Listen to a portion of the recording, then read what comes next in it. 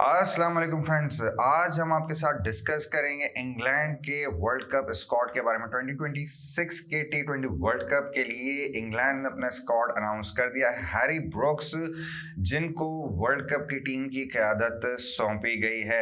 Harry ब्रोक्स इनके बारे में आपको बताते चलें कि एक बड़े ही एक्सप्लोसिव बैट्समैन है। इवन हमने इनको देखा है कि जिस तरह की कंडीशंस के अंदर ही खेलते हैं, जिस तरह के एक्सप्लोसिव प्लेयर हैं ये, जिस तरह से इन्होंने करंट टी20 के अंदर परफॉर्म किया, इवन टेस्ट मैचेस के अंदर भी बड़ा अच्छा परफॉर्म करते हुए हमें नजर आते हैं। अगर हम स्पेसिफिकली इनकी टी20 की बात करें तो टी20 के अंदर अबव 150 इनका स्ट्राइक रेट है और ओवर 30 इनका एवरेज है टी20 क्रिकेट के अंदर।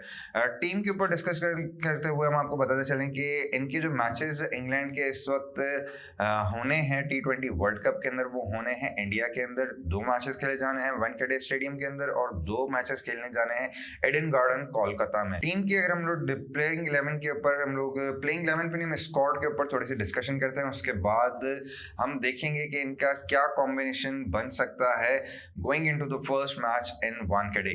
तो टीम के अंदर इनकी जो स्क्वाड के अंदर जो बैट्समैन इंग्लैंड ने शामिल किए हैं उनमें हैरी ब्रोक्स हैं, टॉम बेंटन हैं, जॉस बटलर हैं, बेन डकेट हैं और फिलिप सॉल्ट हैं। ये 5 जो हैं इनके बैट्समैन इन्होंने अनाउंस किए हैं, जिसमें से 3 इनके प्लेयर्स ऐसे हैं जो कि तीनों विकेट कीपिंग भी कर सकते हैं, जिनमें टॉम बेंटन, फिलिप सॉल्ट और जॉस बटलर हैं। अब देखना ये पड़ेगा कि किस कॉम्बिनेशन के साथ जो है वो इंग्लैंड की टीम जो है वो प्लेइंग 11 इसका जो बनती है, जो एक्सपेक्टेड 11 है उसके अंदर हम ओपन करते हुए देख सकते हैं फिलिप सॉल्ट को, जो कि एक बड़े ही एक्सप्लोसिव बैट्समैन हैं, बड़ी ही शानदार उनकी अगर हम बात करें तो पास्ट के अंदर परफॉर्मेंस रही है। इवन अभी करंटली भी ये श्रीलंका के अगेंस्ट जो सीरीज हो रही है उसमें भी बड़ी शानदार परफॉर्मेंसेस फिलिप सॉल्ट की तरफ से हमें देखने को मिल रही हैं। जॉस बटलर काफ़ी एक्सपीरियंस प्लेयर हैं, बड़े ही शानदार बैट्समैन है, अराउंड 40 का इनके करीब इनका एवरेज है। परफॉर्मेंसेस की बात करें, अभी हमें जो है इनका मतलब बीच में एक टाइम था बड़ा बैड पैच था, लेकिन इंडिया के जिन ग्राउंड्स के पर इंग्लैंड के मैचेस मुनक्किद किए गए हैं वहाँ की अगर हम बात करें तो बड़ा अच्छा एक हमने देखा है कि जॉस बटलर खेलते हुए हमें इंडिया के अंदर नजर आते हैं, क्योंकि इंडिया की विकेट्स जो हैं खासी बैटिंग फ्रेंडली विकेट्स होती हैं। तो वहाँ पर जॉस बटलर हमें एक बड़े ही प्रोमिनेंट ऑप्शन नजर आ रहे हैं इंग्लैंड की तरफ से, जो कि खेलते हुए हमें नजर आएंगे। अगर हम ओपनिंग की बात करें तो बेन डकेट ओपनर, जो कि लेफ्ट हैंड बैट्समैन है, very explosive batsman. Test cricket के अंदर देखें तो जिस तरह से टेस्ट क्रिकेट के अंदर भी खेलते हैं ऐसा लगता है टी20 खेलते हैं, और वर्ल्ड कप के अंदर इसी तरह के प्लेयर्स की इंग्लैंड को ज़रूरत है। Last world cup although England का जो है वो बड़ा बुरा गुजरा था, इस वर्ल्ड कप के अंदर इंग्लैंड बड़ी ही अच्छी तैयारियों के साथ जो है वो आया है।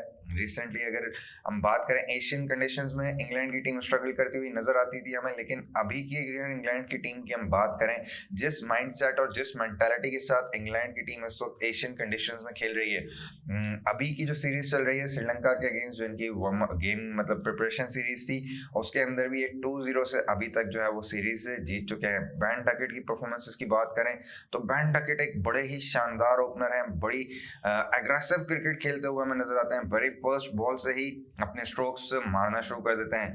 तो एक्सपेक्टेड यही है कि ओपनिंग स्लॉट के ऊपर इंग्लैंड की तरफ से जो 2 प्लेयर्स हमें खेलते हुए वानखेड़े के अंदर पहला मैच के अंदर नजर आएंगे वो होंगे बेन डकेट और फिलिप सॉल्ट या जॉस बटलर में से कोई एक ओपन करता हुआ हमें नजर आएगा। टॉम बेंटन मैं समझता हूँ कि इस टीम के अंदर फर्स्ट प्लेइंग 11 के अंदर शायद हमें नजर ना आए, क्योंकि बेन डकेट जो और उसके साथ होते हैं फिलिप सॉल्ट, चौथे नंबर पे आते हैं तीसरे नंबर पे आ जाते हैं जॉस बटलर, जो कि बहुत एक अच्छी फॉर्म के अंदर हमें खेलते हुए नजर आ रहे हैं। परफॉर्मेंसेस की भी हमने आपको भी बताया कि करंटली भी बड़ा अच्छा परफॉर्मेंस कर रहे हैं, बड़ी अच्छी फॉर्म के अंदर हमें नजर आ रहे हैं इस वक्त जॉस बटलर। उसके बाद चौथे नंबर की अगर हम बात करते हैं तो चौथे नंबर के ऊपर जो प्लेयर हमें खेलता हुआ नजर आ सकता है वो हो सकते हैं हैरी ब्रोक्स। हैरी ब्रोक्स इस तरह के प्लेयर हैं जिन्होंने अभी रिसेंटली श्रीलंका के अंदर वनडे में 100 भी किया था। उसके बाद अगर हम उनकी परफॉर्मेंसेस की बात करें तो टी20 में करंटली भी वो कैप्टन है और बड़े अच्छे जो है वो उन्होंने सीरीज के अंदर अपनी परफॉर्मेंस उनकी हमें नजर आई है।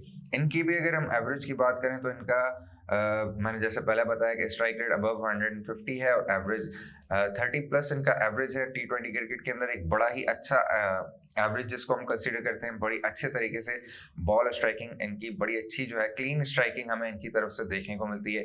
ये भी इसी तरह के प्लेयर हैं, आते हैं, ज़्यादा टाइम नहीं लेते विकेट के ऊपर स्टे, ज़्यादा कोशिश नहीं करते, जाते ही अपने स्ट्रोक्स मारना जो है वो शुरू कर देते हैं।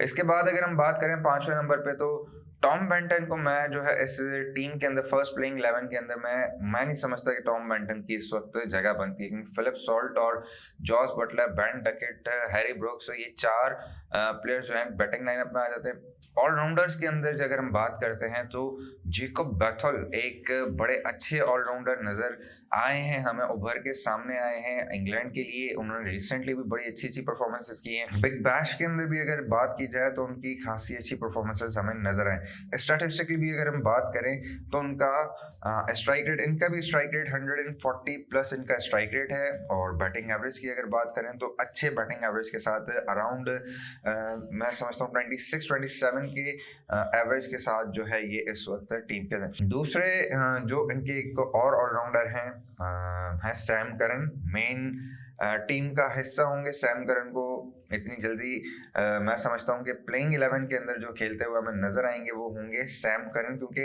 वो अपनी बॉलिंग और बैटिंग दोनों से ही टीम इंग्लैंड के लिए बहुत ही ज़्यादा फायदेमंद है। काफ़ी ज़्यादा एक्सपोजर है उनको इंटरनेशनल क्रिकेट का भी, और इंडिया में खेलने का भी खासा एक्सपीरियंस रखते हैं। IPL टीम्स की नुमाइंदगी करते हैं जहाँ पे उनको हमने बहुत एक्स्ट्रा ऑर्डिनरी परफॉर्मेंसेस करते हुए देखा है। अभी जो है जो ILT चल रही थी उसके विनिंग कैप्टन थे। उसके बाद जब वो बिग बैश के अंदर गए तो वहाँ पे भी उनकी टीम जो है वो फाइनल हारी थी। तो अगर हम सैम करन की स्पेसिफिकली बात करें तो सैम करन का कोई रद्द बदल नहीं है। दूसरे जो ऑलराउंडर्स इस स्क्वाड के अंदर शामिल हैं उसके अंदर है लियम डॉसन और Will Jacks, Jamie Overton, Rehan Ahmad.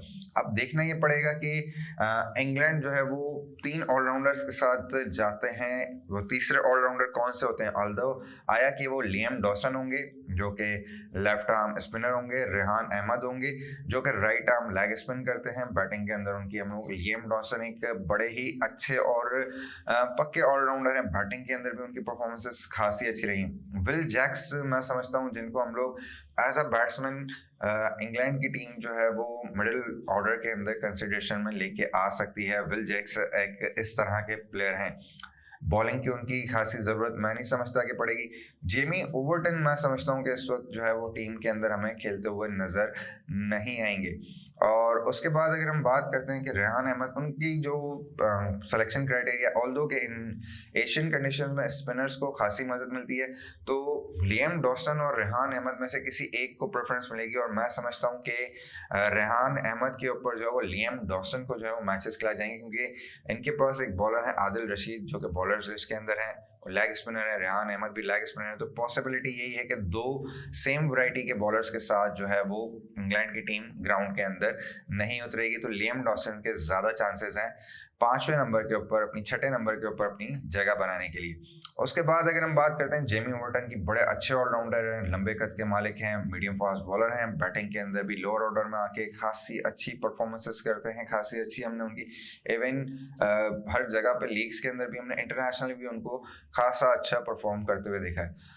अच्छा जी, इसके बाद हम आते हैं बॉलिंग डिपार्टमेंट की तरफ। तो खासा स्ट्रॉन्ग और खासा पेसी बॉलिंग अटैक हमें जो है वो इंग्लैंड का नजर आ रहा है, जिसमें जोफ्रा आर्चर, ल्यूक वुड और जॉश टंग तीनों ही फास्ट बॉलर, बड़े ही तगड़े फास्ट बॉलर हैं। जोफ्रा आर्चर जो कि इंजरी के बाद उनका कमबैक हुआ था, ऑल्दो के इंजरी के बाद हमें वो उतने पेस के साथ बॉल करते हुए नजर नहीं आए, लेकिन इस वक्त फिर भी अगर कंसिडरेशन में लेके आया जाए तो जोफ्रा आर्चर बड़े ही तेज और खतरनाक बॉलर साबित हो सकते हैं। उसके साथ साथ जो इनकी नई फाइंड है जॉश टंग जो हैं वो उनको हमने अभी रिसेंटली एशेस के अंदर भी देखा। जब उनका डेब्यू हुआ उन्होंने आते के साथ ही जो है वो 5 खिलाड़ी जो है आउट किए थे और ऑस्ट्रेलिया की टीम को रटल किया था। तो उनके अंदर कैपेबिलिटीज हैं कि वो किसी भी टीम को रटल कर सकते हैं। उसके बाद उनके पास आते हैं ल्यूक वुड। तो ये तीनों के अंदर से मैं समझता हूँ कि अगर कोई 2 बॉलर अगर प्रेफरेंस किसी को दी जाएगी, क्योंकि ऑलराउंडर्स भी बहुत ज़्यादा हैं इंग्लैंड की टीम के पास, दो बॉलर्स मैं समझता हूँ इसके अंदर से जो है वो खेलते हुए हमें नजर आएंगे, जिसके अंदर जोफ्रा आर्चर और उसके साथ जॉश टंग जो है हमें खेलते हुए नजर आएंगे। जॉश टंग या ल्यूक वुड, उन दोनों में से कोई एक खेलेगा। जोफ्रा आर्चर जो है वो परमानेंट टीम का हिस्सा होंगे। प्लेइंग 11 की अगर हम बात करते हैं, जो एक्सपेक्टेड प्लेइंग 11 हो सकती है, ये तो हमने आपको स्क्वाड भी बताया और बताया कि कौन से प्लेयर्स टीम के अंदर जगह बना सकते हैं। अगर प्लेइंग 11, प्रोबेबल प्लेइंग 11 जो मैं समझता हूँ इंग्लैंड की होगी, उसके अंदर होंगे बेन डंकेट ओपनर होंगे, उनके साथ फिलिप सॉल्ट होंगे। 1 डाउन पे आते हैं जॉस बटलर। 5वें पे मुझे लगता है कि आएंगे हैरी ब्रोक्स, जो कि उसके बाद हमें नजर आएंगे विल जेक्स। एक बड़ा ही स्ट्रॉन्ग मिडिल ऑर्डर हमें नजर आ रहा है। ओपनिंग स्लॉट्स के ऊपर भी अगर हम बात करें तो ओपनिंग बड़ी एक स्ट्रॉन्ग बैटिंग पेयर हमें ओपनिंग पेयर नजर आ रहा है। Right hand left hand combinations के साथ जो है वो इंग्लैंड की टीम जाएगी, जो बॉलर्स को बहुत ज्यादा डिस्टर्ब करेगी। फिर 1 डाउन जॉस बटलर, एक और एक्सप्लोसिव बैट्समैन। 4थे नंबर पे हैरी ब्रोक, जिस तरह से वो खेलते हैं T20 क्रिकेट है जिसके लिए बने, मतलब हैरी ब्रोक्स बने ही जिस क्रिकेट T20 क्रिकेट के लिए। उसके बाद आ जाते हैं विल जेक्स, जो कि 5वें नंबर पे मिडिल ऑर्डर में इनको सहारा देंगे। उसके बाद अगर हम बात करते हैं तो 6ठे नंबर पे पॉसिबिलिटी कि हम सैम करन को खेलते हुए देख सकते हैं। 7वें नंबर की बात करें तो उसके ऊपर आ सकते हैं लियम डॉसन या रेहान अहमद, इन दोनों में से कोई एक हो सकता है। या तीसरे जो ऑप्शन हो सकते हैं वो जेकब बथल हो सकते हैं, जो कि इस प्लेइंग 11 में अपनी जगह बना सकते हैं। तो इन 3 में से जो सबसे ज़्यादा कारगर मैं समझता हूँ कि अगर वैराइटीज़ के अंदर अगर जाना चाहेगी इंग्लैंड की टीम, तो उसके अंदर वो कोशिश ये करेगी लियम डॉसन या जेकब बथल में से। Jacob bottle right arm off spin करते हैं, लियम डॉसन जो है वो लेफ्ट आर्म स्पिन करते हैं। इन दोनों में से किसी एक को जो है वो मौका मिलेगा। तो 7वें नंबर पे इन 3 में से कोई एक बंदा अपनी जगह बना सकेगा। रेहान अहमद को मैं समझता हूँ कि वो बाहर बैठेंगे और मुझे जहां तक लगता है कि रेहान अहमद को प्रेफरेंस नहीं मिलेगी, तो विल जेक्स और जैकब बेथल के बीच में मुकाबला होगा 7वें नंबर के लिए। 8वें नंबर की बात करते हैं तो हमें नजर आते हैं आदिल रशीद। उसके अलावा अगर हम बात करते हैं, अगर कोई एक प्लेयर्स के साथ किसी प्लेयर को अगर मौका मिल सकता है जो इसके अंदर हमें खेलते हुए नजर आ सकते हैं, वो हो सकते हैं जॉश वुड। देखना ये पड़ेगा कि इंग्लैंड जो है वो 3 फास्ट बॉलिंग ऑप्शंस के साथ जाएगा या 3 ऑलराउंडर्स के साथ जाना पसंद करेगा। जो मुझे लगता है कि इंग्लैंड की टीम जिस तरह खेल रही है वो ऑलराउंडर्स पे ज़्यादा डिपेंड कर रही है। तो जो प्लेइंग 11 के अंदर ओपनिंग आ गए Ben Duckett, Philip Salt, Jos Buttler, Harry Brooks, Will Jacks, Jacob Bethell, Sam Curran के बाद जो बंदा इसके अंदर आ सकता है, जेकब बैथल और लियम डॉसन में से कोई एक बंदा रख रहा हूँ। सैम करन है। सैम करन के बाद आपके पास आ सकते हैं Jofra Archer, Adil Rashid, Luke Wood और जॉश टंग। 3 फास्ट बॉलिंग ऑप्शन हुए तो ये तीनों फास्ट बॉलर्स खेलेंगे, लेकिन अगर 2 फास्ट बॉलिंग ऑप्शंस के साथ गए तो जोफ्रा आर्चर और जॉश टंग जो है वो हमें प्लेइंग 11 के अंदर खेलते हुए नजर आएंगे। ल्यूक वुड हमें बाहर नजर आएंगे और उसके बाद एक और अगर ऑलराउंडर उन्होंने ऐड करना, फास्ट बॉलिंग ऑलराउंडर ऐड करना हुआ तो जेमी ओवरटन को वो ऐड करेंगे, डिपेंडिंग ऑन द पिच कि फास्ट बॉलर की जरूरत है या स्पिनर की। अगेन अगर स्पिनर की जरूरत हुई तो मैं समझता हूँ पॉसिबिलिटी है कि लियम डॉसन को जो है वो मौका दिया जाए ओवर रेहान अहमद। तो मेरे हिसाब से जो प्लेइंग 11 इंग्लैंड की इस वक्त इस इवेंट के अंदर पहला मैच के अंदर होगी, उसके अंदर बेन डकेट होंगे, फिलिप सॉल्ट होंगे, जॉस बटलर होंगे, हैरी ब्रोक्स होंगे, जैकब बैथल होंगे, विल जैक्स होंगे, सैम करन होंगे। उसके बाद डिपेंड करता है कि कंडीशन क्या है, आया कि इंग्लैंड ऑलराउंडर के साथ जाना चाहती है, फास्ट बॉलिंग ऑलराउंडर के साथ जाना चाहती है, स्पिनिंग ऑलराउंडर के साथ जाना चाहती है। फास्ट बॉलिंग ऑलराउंडर के अंदर अगर जाना चाहेगी तो जेमी ओवरटन होंगे, स्पिनिंग ऑलराउंडर के साथ जाना जाएगी तो लियम डॉसन होंगे। उसके बाद अगर हम बात करते हैं तो नीचे आ जाते हैं जोफ्रा आर्चर, आदिल रशीद और जॉश टंग।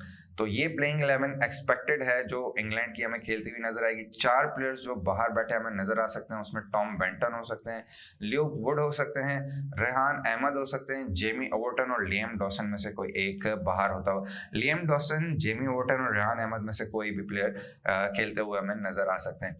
तो जी ये थी हमारी एक्सपेक्टेड 11 प्लेइंग 11 जो कि हमें पहला मैच जो वानखेड़े में इंग्लैंड खेलते हुए, इंग्लैंड की प्लेइंग 11 जो हमें खेलते हुए नज़र आ सकती है। ये थी हमारी प्रेडिक्शन इंग्लैंड की टीम के हवाले से कि जो उनकी टीम हमें ग्राउंड के अंदर 11 तारीख को नजर आएगी। खैर इसी के साथ मैं आपसे इजाज़त चाहूँगा। आगे भी और भी टीम्स की इसी तरह की एनालिसिस के लिए आप हमारे चैनल जी स्पोर्ट्स को लाइक और सब्सक्राइब करें। अल्लाह हाफिज़।